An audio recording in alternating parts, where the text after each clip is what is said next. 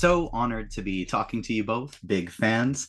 I'll throw this to Sam first, but I'd love both of your answers here.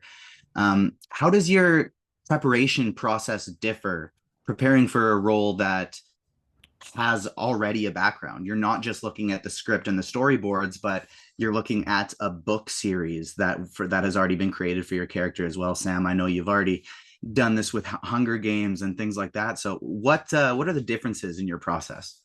I think for me, I didn't really bear in mind the external pressure or consider the external pressure as is always the case for. And I don't read basically, so I don't know of like how big a book is. I mean, I feel like most books have the words #1 bestseller written on the top of them nowadays, or at least the ones that I've worked on. So I know that there is a fandom or an audience out there, but I'm just not personally kind of in tune with it, if that makes sense.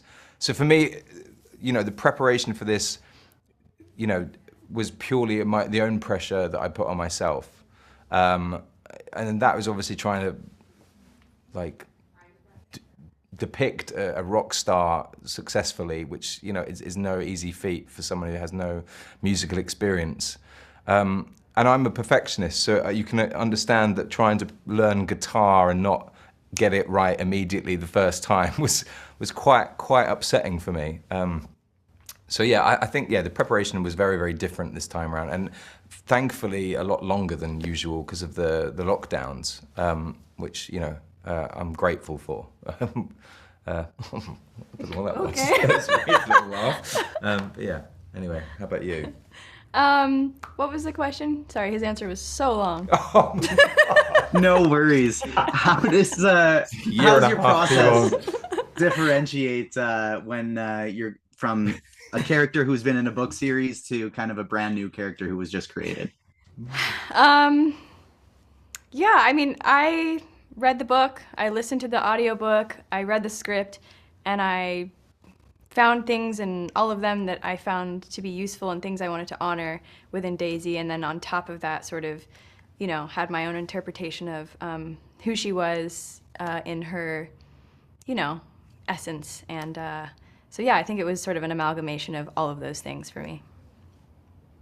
You two have such great on-screen chemistry, and clearly that kind of translates off as well. Comfortable to jab each other a little bit of the answers. Just one way. This was such a yeah. Always one way. Whoa. Like you mentioned, it was we'll get out of here after this one. Like you mentioned, you've been working on this one for a while through the pandemic, lockdowns and stuff. How has your what has it been like working together in the creation of this series? Oof. I think it helped. It was fine. When you go. I'm joking.